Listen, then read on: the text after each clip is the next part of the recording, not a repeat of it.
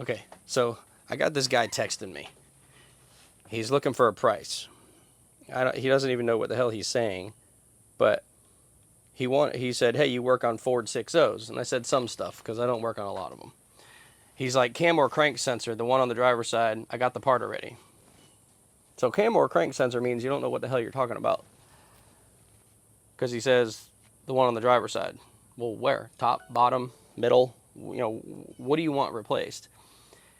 So I said back to him, I said, "Which one are you looking for? I need to look up the labor times." Still doesn't answer me. He just says, "So you charge by book hours, how much you get per hour?" And I told him my labor rate, which is 120 bucks. And he says, "And you charge by the books or true labor?" I told him, I charge by what the book says. So if the book says an hour and a half, I charge that times my labor rate. Unless somebody has completely rusted up vehicle, then the labor rate gets increased with the rust. Everything I do is exactly like an auto repair facility or a dealer. We use book times for our labor time, our labor estimates. We charge tax on parts and labor. Unless we're doing only labor, then there's no tax. That's state of Florida. We charge shop supply fees. And if we supply the parts, we charge shop supply fees if we supply the parts. In your case, none of that would be applied to you. I said, think of me as a complete shop facility just on wheels. He says, I get it. I own a tow company. I just don't have time. You get just as much as a shop per hour with no overhead. Is it me or am I just taking that the wrong way? I feel like that's a jive. Like he's just one of those guys like there should be no reason why I charge $120. And then he says, crank position sensor sits on driver's side just under head. How many hours book calling for? It's a late model '04 Ford F450 with a 6.0. So I said to him, I said, I don't understand your previous message. I just don't know if you're upset about my pricing or not, saying that I have no overhead. I assure you we have a lot of overhead for a company like this. We are not just some shade tree mechanic. And he said, okay, you just don't have the rent of a shop. No big deal, but you are licensed and insured. Like, what's with the 9,000 questions? I get asking simple questions, but don't assume that we don't have the overhead as a shop. If you've looked at my previous videos, a one-man shop doesn't have a ton of overhead.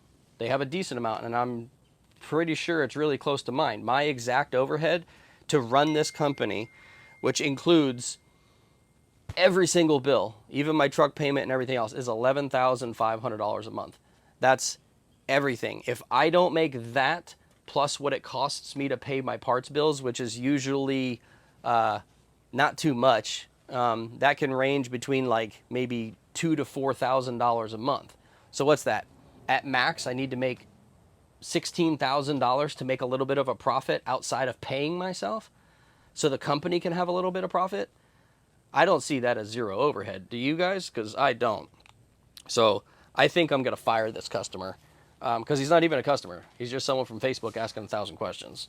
And I don't like his attitude, so I'm going to probably fire him ahead of time, but maybe I'll give him the chance. I don't really know yet. So anyway, I'm going to send him a message back and see what he's got to say. And we'll go from there. Thanks for listening to my rant. Okay, so this is what I told him, and I think I was very polite about it. Maybe not. I said, I'm sorry.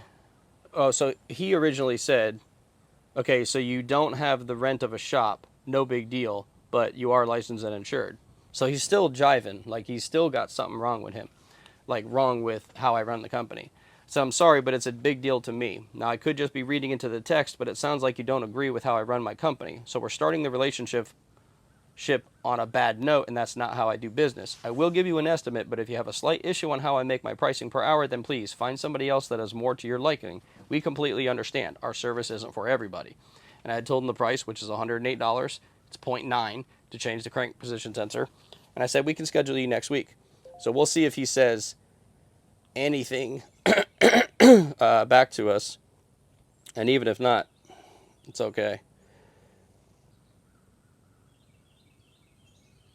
Oh boy, here we go. Here's another one. This is great.